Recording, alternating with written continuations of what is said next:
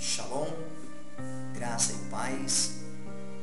Com muito prazer que mais uma vez venho poder compartilhar mais uma porção das Sagradas Escrituras. E hoje eu quero poder estar refletindo com vocês acerca de uma parábola das Escrituras proferidas por Yeshua. E dentro de uma sessão dos escritos de Matitiarro, chamado Mateus, que poderia ser chamado de perdidos e achados, pois nesta sessão, na verdade de Lucas, nós vemos Yeshua falar acerca de tudo que havia se perdido. É importante observarmos que em nenhuma das parábolas acerca de perda foi mencionado que o indivíduo havia perdido, mas sim que o objeto ou a coisa ou o indivíduo perdera. Então, eu quero compartilhar hoje esta palavra e aplicando-a na nossa vida no que diz respeito à perda, no que diz respeito a como lidar com as perdas. Uma vez que nós, seres humanos, nós não prevemos perder, e na vida estamos quase sempre preparados para ganhar, para receber e nunca para perder. E esta parábola, ela tem muito a nos ensinar acerca de como recuperarmos aquilo que nós perdemos. Lucas, capítulo 15, eu quero destacar dois versos, o verso de número 20 e o verso de número 22, onde diz assim: E levantando-se foi para o seu pai, e quando ainda estava longe, viu-o seu pai, e se moveu de íntima compaixão, e correndo lançou-se-lhes ao pescoço e o beijou. Verso 22. Mas o pai disse aos seus servos: Trazei-me depressa a melhor roupa e vestilho, e ponderei um anel na mão e sandália nos pés. Esta parábola, posso dizer que é uma das mais conhecidas contadas por Yeshua, pois ela foi epigrafada como a parábola do filho, ou do filho que se perdeu, do filho que abandonou o lar. Podemos analisar esta parábola dentro de uma outra óptica, e essa nós chamaremos de pessoal. O texto deixa bem claro que, apesar de tratar-se de uma parábola, Yeshua não deixa evidenciado como era o lar desse moço que resolve abandonar toda a rigaria que tinha, todo aconchego do pai, toda a acomodação, todo o cuidado, para viver a sua vida dissolutamente. O texto não deixa claro nesta parábola que havia um mau relacionamento entre o pai e este filho, e nem tampouco entre o filho e o seu irmão mais velho. Yeshua, ao narrar esta parábola, ele vai fechar essa sessão de perdidos e achados com a parábola do pai. Anteriormente ele fala da ovelha perdida, depois ele fala da dracma. Então ele fecha escolhendo um lar e uma família para ilustrar acerca da importância, do valor daquilo que temos recebido da parte do Eterno, que é o nosso maior bem, nosso filho, nosso lar, nossa casa, nossa relação familiar. A palavra família, ela reaviva em nós as sensações de segurança e aconchego, e tal importância do grupo familiar como estrutura é capaz de nos sustentar nas lutas da vida. O momento atual, nós sabemos que a família está sendo conturbada, solapada pela inversão de valores no campo moral, no campo afetivo, no campo da comunicação, do diálogo e de tudo que é bom para manter essa harmonia que requer uma maior atenção para a preservação do lar. E quando me refiro do lar, não me refiro ao habitat, não me refiro às quatro paredes, mas o lugar onde vive o homem, a mulher e os filhos. Então Yeshua, ele quando inicia essa parábola, ele inicia mostrando que o filho mais moço é quem quer tomar a atitude, a decisão de sair de casa. Porém, o seu pai poderia ter qualquer objeção em relação à atitude desse filho moço, até porque ele era o caçula, mas ele resolve então juntar tudo aquilo que pertencia ao filho, na verdade, apenas antes da morte do pai ou após a morte, não havia feito um inventário de bens hereditários.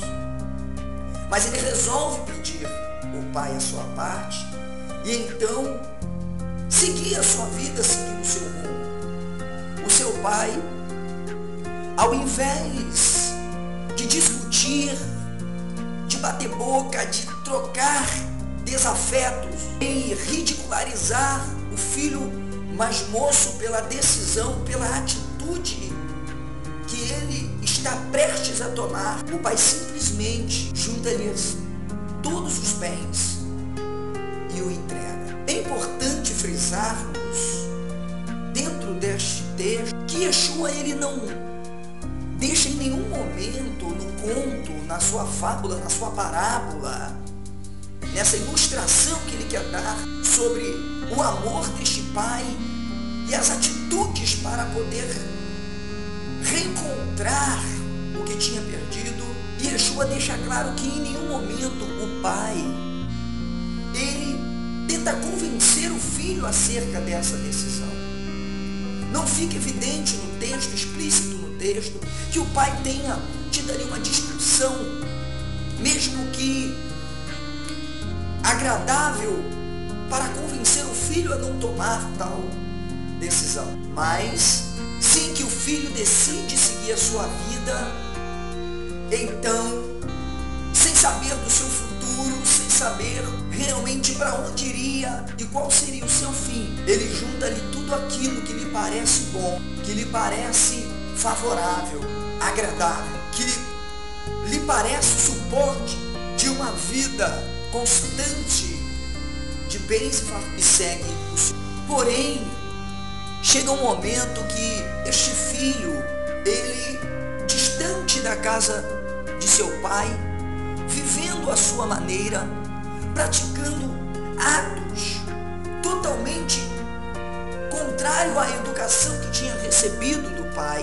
ele perde todo o seu bem, tudo que ele havia juntado e recebido do seu pai, ele desperdiça e além de gastar, ele gasta praticando tudo aquilo que nunca fizera parte de sua vida. Chega um momento, vendo ele que estava perdido e não lhe restava mais uma esperança, ele apenas lembra-se da casa de seu pai. E ao resolver voltar para a casa do seu pai, ele projeta como chegar, como poderei me apresentar diante do meu pai, se na verdade fui eu quem tomou a decisão de sair e eu não tive nenhuma discussão com meu pai. O meu pai não me agrediu, o meu pai não me tratou bravasmente, pelo contrário, ele me deu tudo o que eu pedi. Eu preciso bolar uma maneira de convencer o meu pai a me aceitar novamente dentro de casa. E é daqui em diante que nós vemos entrar nessa linda parábola contada por Yeshua uma grande lição: como conquistarmos aquilo que se perdeu. Eu quero deixar bem claro que há uma diferença entre perder alguma coisa e ter alguma coisa perdida. Eu posso, por negligência, perder alguma coisa, porque ninguém quer perder. Posso esquecer um objeto em determinado lugar e ele ser levado para o lugar de achados e perdido. Eu não quis perder, mas eu perdi. Como eu posso estar andando e cair do meu bolso a carteira? Eu não perdi a carteira se perdeu. Então é preciso entendermos que uma das coisas que mais tem levado pais à depressão, tem levado os pais à desesperança de que podem novamente ter os seus filhos perto de seu aconchego, de seus braços, é entender que nem tudo é perdido, mas algumas coisas se perdem. E a atitude desse pai mostra isso. Ele não negligenciou em nenhum momento a educação do seu filho. Ele deu tudo que uma criança precisava para crescer em valor ético, moral, espiritual, profissional. Ele seria o sucessor de uma grande herança, seria um grande empresário e fazendeiro. Por isso esse pai, ele não tem nenhum remorso de que tinha feito todo o investimento de sua vida para ver o futuro e o melhor para o seu filho. Por isso que quando esse menino, esse rapaz, ele resolve rebelmente sair de casa e contra o amor, a vontade afetiva do seu pai, o pai não toma nenhuma atitude, pois sabia que já tinha feito o que deveria como pai. Então vejamos qual foi a atitude desse pai ao perceber que o seu filho tinha ido embora, ao ver que poderia nunca mais vê-lo. O texto vai deixar claro que quando esse moço tomou a atitude de levantar-se e ir ao encontro de seu pai, de voltar para casa, o texto diz que ele ainda estava longe e o seu pai o avistou. É interessante a ênfase neste verbo, pois diz que o pai não apenas o avistou no sentido de saber que vinha alguém, o pai o conheceu de longe. O pai sabia que era o seu filho, pois ele tinha uma intimidade. Ele conhecia os traços dos seus filhos. Ele sabia a maneira do menino andar, da maneira dele correr, a sua forma de gesticular. Não era a primeira vez que esse pai tinha visto o filho caminhar. Então esse texto mostra que o pai o avista ainda longe e o conhece. O pai guarda a esperança de que o seu filho vai voltar. Infelizmente vivemos hoje numa sociedade em que os filhos rebelam-se contra os pais, pais que deram boa educação, formação moral, ética, civilizada, mas de uma hora para outra os seus filhos abandonam tudo, largam tudo, passam a viver de uma forma a envergonhar os seus pais, e isso leva muitos pais à depressão, à vergonha, à dor, ao remorso, ao ressentimento, à mágoa e até mesmo ao sentimento de que fracassaram por terem perdido o seu maior bem, sua maior herança, que são os filhos. Diferente deste pai, ele em nenhum momento vive uma vida frustrada, decepcionada. Ele continua esperançoso de que, na certeza de que tinha dado o seu melhor para o futuro deste filho, o seu filho poderia voltar. Ele tinha a paz interior, ele tinha em seu coração a certeza de que tinha rompido uma separação apenas física com seu filho, sem ressentimento, sem ódio, sem briga. e que isso poderia ter um degrauzinho da escada para que o filho um dia lembrasse da sua casa. Uma das razões, entre outras, que dificultam a relação de reconciliação entre pais e filhos são as brigas de forma física e verbal, agressividade, que ferem, que marcam, que conflitam a alma. É necessário não perdermos a visão de que investimos toda uma vida, um sonho, um sacrifício. É necessário lembrarmos as noites perdidas para ninar a criança. É necessário lembrar dos 9 meses que acompanhamos a gestação dos nossos filhos.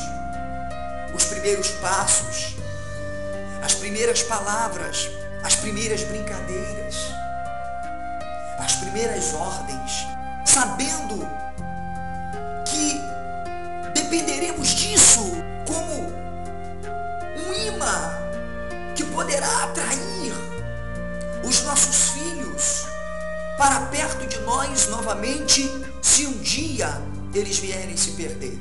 O texto demonstra o coração desse pai, pois após o pai o avistar, diz que ele se move de íntima compaixão. Nos reportemos a esta cena, mesmo tratando-se de uma parábola.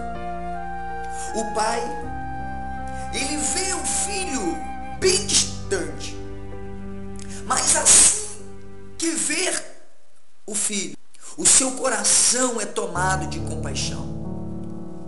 Compaixão é sentir a dor do outro, é sofrer com.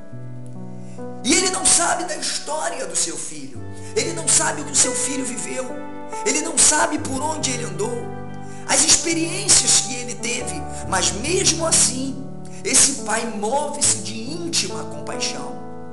A compaixão é capaz de tocar o íntimo do ser humano, por mais petrificado e endurecido que ele esteja, talvez pela culpa de ter feito algo errado, de ter feito a escolha errada, de ter vivido no caminho errado.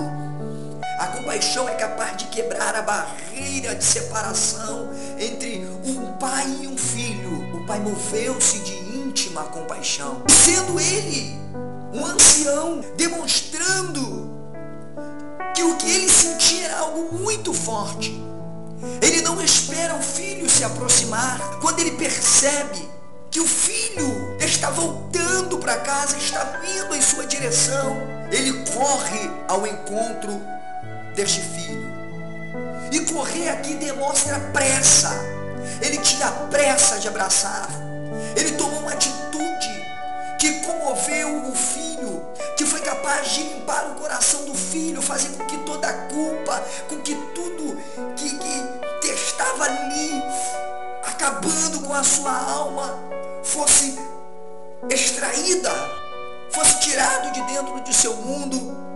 Algumas vezes, os pais precisam correr, precisam agir com diligência, com pressa. Quantos estão dando por perdido aquilo que se perdeu? Quantos estão desacreditados, desistiram de lutar, entregaram os pontos, talvez perderam porque não agiram como este pai, e outros estão afastando a cada dia mais o seu filho pródigo por causa de suas atitudes, por causa de ressentimento, de discussão, de brigas, coisas ranzinhas. O pai, diferente do filho, é quem toma a atitude de se lançar ao pescoço do filho. Olha que amor! Esta parábola deveria fazer mais alusão ao pai do que ao filho. Deveria se chamar a parábola do pai perdoador, do pai reconciliador. E lançou-se-lhe ao pescoço. O pai envia para o filho uma informação. Olha, chega para cá, meu filho. Quanto tempo, olha, que saudade. Por onde você andou? Então, olha, sinto falta daqueles papos que nós batíamos no café da manhã. Lembra quando nós nos assentávamos com os nossos trabalhadores e discutíamos acerca da lavoura? O pai lança-se ao pescoço do filho e demonstra que o relacionamento dele não vai mudar com o filho. Pelo contrário, ele vai continuar sendo um pai amoroso, afetivo, carinhoso de sempre, capaz, condicionando o regresso de seus filhos. Porque se você voltar para casa, vai ter que ser da minha maneira. Porque se você voltar, agora vai ser assim. Eu não vou ser mais o mesmo pai. Porque se você voltar, a mesada você não vai ter mais. Você vai ter que dormir na sala. Ou vai dormir na varanda. Não. Eu tenho ouvido história de pessoa que está passando por essa experiência. E já ouvi outras histórias daqueles que passaram por essas experiências. E que jamais recuperarão o seu pródigo, porque já se foram. Um pródigo pode voltar quando mantemos viva a chama da compaixão. Não perdemos a visão do nosso filho. Estamos diligentes, correndo. Não estamos esperando que eles ajam, mas nós agimos por eles. Não mudamos o nosso comportamento porque acreditamos que eles podem ser restaurados. E o último gesto deste pai, pessoal, íntimo, é de o beijar. O beijo é algo muito significativo na cultura judaica, por isso o próprio Yeshua expressa que ele deu um filos de um sentimento paterno. Ele beija o seu filho para mostrar. Ele manda um recado dizendo: nós continuaremos a nossa intimidade. Eu não guardo ressentimento, meu filho, porque não foi eu quem te perdi, foi você quem se perdeu. E observe que diante dessa reconciliação, o pai vai demonstrar que realmente estava disposto a recomeçar uma nova vida de relacionamento com este filho. Ele vai chamar os seus servos, os seus trabalhadores e vai dizer: olha, tragam-me depressa a melhor roupa. Ou seja, ele não diz pegue qualquer uma no guarda-roupa, pegue a que estiver no varol. Não, ele diz: tragam-me a melhor roupa. E ele diz: trazer depressa, porque o meu filho está sujo, ele está rasgado, ele está solapado, ele foi maltratado, ele está como um mendigo, maltrapilho, fedendo. Tragam-me depressa, porque eu tenho pressa de ver o meu filho cheiroso. Eu quero vê-lo novamente, como sempre o vi do meu lado. E ele diz: e vestilho, eu quero que vocês vistam. Ele está fraco, ele não tem força para se vestir, ele não tem tido uma boa alimentação. Dá para ver o que o mundo ofereceu para ele, o alimento que o mundo deu para ele não foi capaz de fortalecê-lo. Então vocês vistam ele. Observe a atitude deste pai para promover e possibilitar o regresso deste filho e a sua permanência dentro dessa família, pois em nenhum momento o pai lança em rosto os seus problemas, suas decisões, suas atitudes. E para consolidar, o pai vai dizer: põe um anel na mão, todos vejam que ele é meu filho, é o meu herdeiro, eu quero um selo com ele. Calça-lhe os pés, para que ele novamente possa andar de passos firmes e seguros. Eu estou trazendo esta reflexão para você, pai. Quando falo pai, eu refiro-me aos tutores, pais que perderam o seu pródigo, ou deixaram o seu pródigo se perder. Não guardem culpa. Sim, há uma necessidade muitas vezes de refletirmos o porquê de tudo isso. Mas aqui nesta parábola, acredito que este pai fez uma introspecção reação após a saída deste filho, da sua decisão de seguir a vida, e viu que tinha feito tudo por este filho. Logo, ele não teve nenhuma dificuldade para aceitar o seu regresso. É preciso atitudes corretas para preservação dos nossos filhos. Se você perdeu o seu pródigo, mantenha viva a chama da esperança, a chama da compaixão. Continue diligente, correndo ao encontro dele. Ainda que ele esteja distante, num sentido figurativo ou literal, acredite que você não é um fracassado, que você não tem culpa. Esta parábola, ela pode ser muito bem aplicada ao contexto familiar, como eu estou aplicando esta palavra ao contexto familiar. Pois entendo que entre outras parábolas acerca de perda, Yeshua escolhe um lar para mostrar que até mesmo na família poderá haver o seu pródigo, aquele que se perde, mas que pode ser encontrado. Que o Senhor possa te abençoar, que você possa pegar o seu telefone e fazer esta ligação que você tanto deseja para dizer para o seu filho: eu te perdoo, pode voltar que a porta está aberta. Ou escrever a carta, ou ir onde ele está, lançar-lhe ao pescoço e dizer: não me importa o que você fez, você sempre será o meu filho, porque eu não perdi a esperança de que um dia você estará novamente no seu lar. Que o Senhor te abençoe. Shalom Aleichem.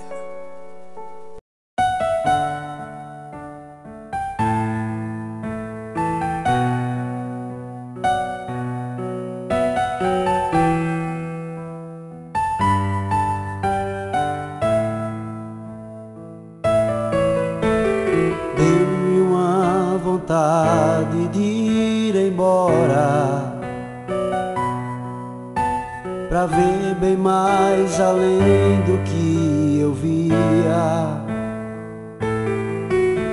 Não dei ouvido ao que me dissestes, que sem teu amor não viveria.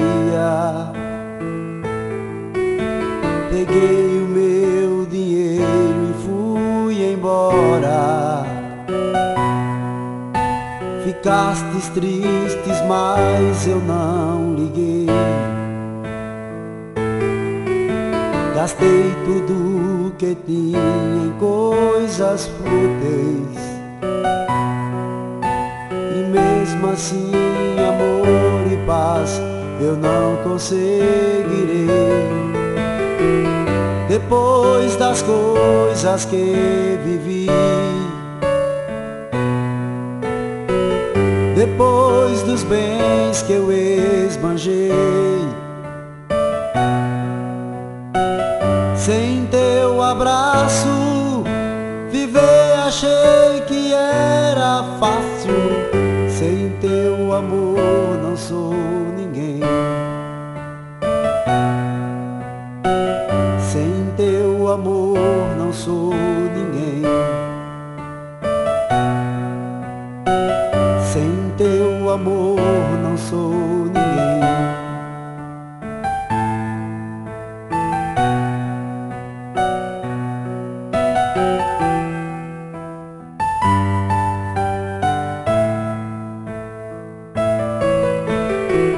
Sem teu amor não consegui. Não consegui viver feliz. E agora eu volto ao meu regaço, para o lugar onde tudo aprendi. E ao chegar à minha casa, de lá não saio nunca mais. Confesso que pequei contra Deus e contra meu pai, indo busca de uma vil e falsa paz. Depois das coisas que vivi, depois dos bens que eu esbanjei, sem teu abraço viver achei que era fácil. Sem teu amor não sou ninguém. Sem teu amor não sou